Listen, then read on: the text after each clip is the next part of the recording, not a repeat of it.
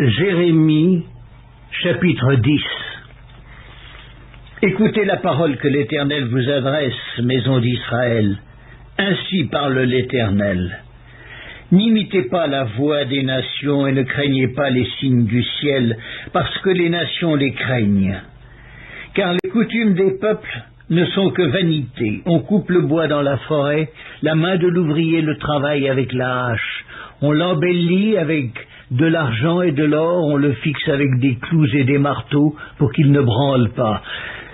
Ces dieux sont comme une colonne massive et ils ne parlent point. On les porte parce qu'ils ne peuvent marcher. Ne les craignez pas, car ils ne sauraient faire aucun mal et ils sont incapables de faire du bien.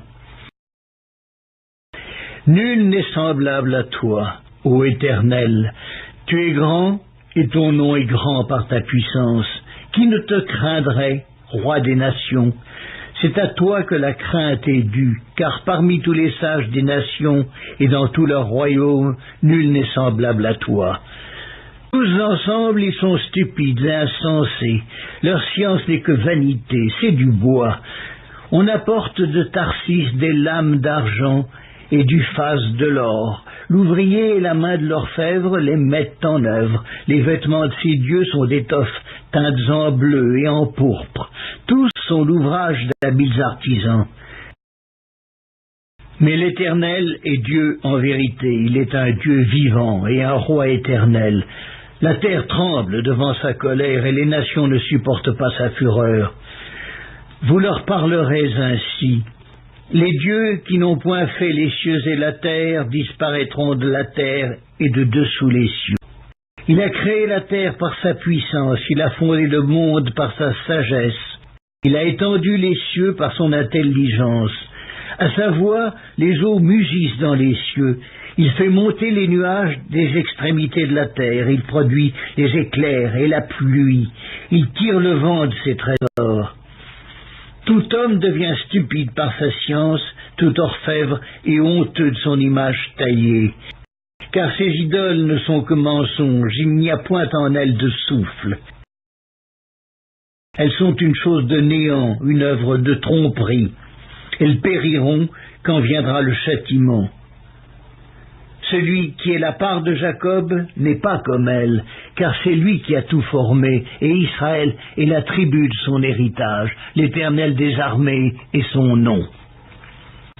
Emporte du pays ce qui t'appartient, toi qui es assise dans la détresse, car ainsi parle l'Éternel.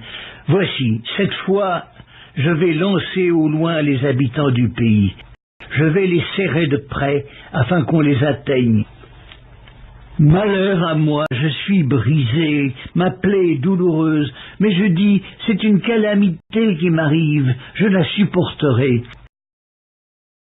Ma tente est détruite, tous mes cordages sont rompus, mes fils m'ont quitté, ils ne sont plus. Je n'ai personne qui dresse de nouveau ma tente, qui relève mes pavillons. Les bergers ont été stupides, ils n'ont pas cherché l'Éternel, c'est pour cela qu'ils n'ont point prospéré, et que tous leurs troupeaux se dispersent. Voici, une rumeur se fait entendre, c'est un grand tumulte qui vient du septentrion pour réduire les villes de Juda en un désert, en un repère de chacal. Je le sais, ô Éternel, la voix de l'homme n'est pas en son pouvoir. Ce n'est pas à l'homme, quand il marche, à diriger ses pas. Châtie-moi, ô Éternel, mais avec équité, et non dans ta colère, de peur que tu ne m'anéantisses.